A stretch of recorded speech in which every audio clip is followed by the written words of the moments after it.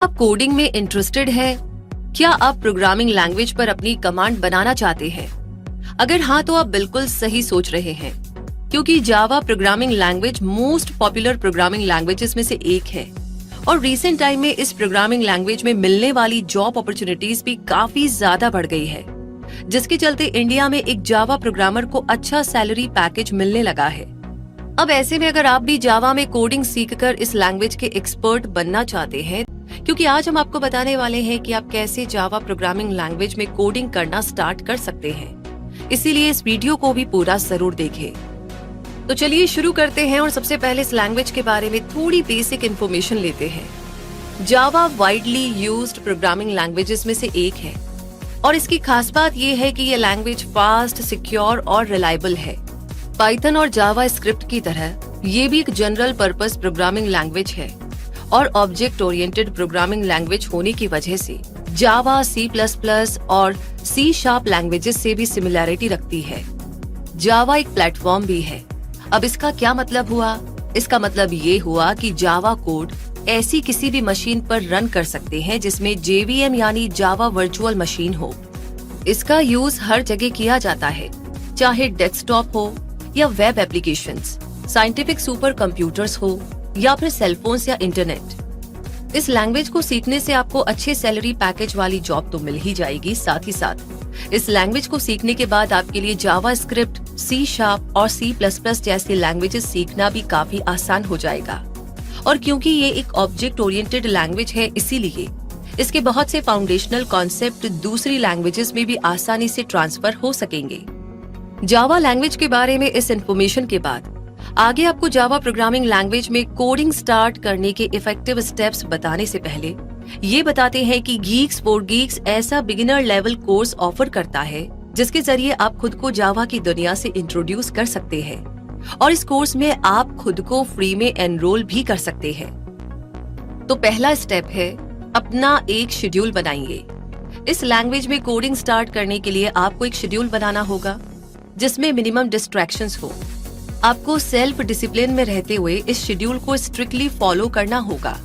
ऐसा इसलिए नहीं क्योंकि जावा में कोडिंग करना टफ होता है, बल्कि इसीलिए क्योंकि कोई भी न्यू स्किल सीखने में आप जितनी सिंसियरिटी दिखाएंगे उतना जल्दी ही और उतना अच्छा ही आप लर्न कर पाएंगे। दूसरा स्टेप कहता है, एक्सप्लोर करने के लिए तैयार रहिए। हो सकता है कि इस कोडिंग वर्ल्ड में आप एकदम नए हो या फिर अपनी एज को बैरियर समझते हो, लेकिन याद रखिए कि इस प्रोग्रामिंग लैंग्वेज को सीखने के लिए आपको कोई प्रीवियस एक्सपीरियंस या एज फैक्टर के बारे में सोचने की बिल्कुल जरूरत नहीं है। आप कभी भी आसानी से इसे सीख सकते हैं और इसमें आपकी हेल्प geeksforgeeks.org वेबसाइट कर सकती है, जहां आपको जावा में कोडिंग सीखने के लिए इजी और सिंपल स्टेप्स और एनवायरनमेंट आसानी से मिल जाएंगे। थर्ड स्टेप है कि शुरुआत बेसिक से करें। हर नई स्किल की शुरुआत जैसे बेसिक से ही होती है, बिल्कुल वैसे ही जावा लैंग्वेज की शुरुआत भी बेसिक से ही कीजिए। बेसिक्स के कॉन्सेप्ट्स पर कमांड बनाइए ताकि इसमें आगे बढ़ने पर आपको प्रॉब्लम्स ना आए। और जावा के फंडामेंटल्स को सीखने के लिए आप गीक्स फॉर गीक्स के इस कोर्स से शुरू कर सकते हैं। ये कोर्स जावा के बेसिक्स तो कवर करता ही है और साथ ही आपको इसमें जावा कलेक्शंस फ्रेमवर्क की इन डेप्थ एक्सप्लेनेशन भी मिलेगी और जावा कलेक्शंस फ्रेमवर्क से रिलेटेड कुछ प्रॉब्लम्स की वीडियो एक्सप्लेनेशन भी प्रोवाइड किए जाएंगे।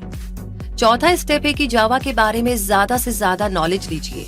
बेसिक्स को समझ लेने के बाद आपको जावा के डिफरेंट टॉपिक्स के बारे में ज्यादा से ज्यादा और रेगुलर बेस पर रीडिंग करनी चाहिए ताकि इस प्रोग्रामिंग लैंग्वेज को आप आसानी से एक्सप्लोर कर सके।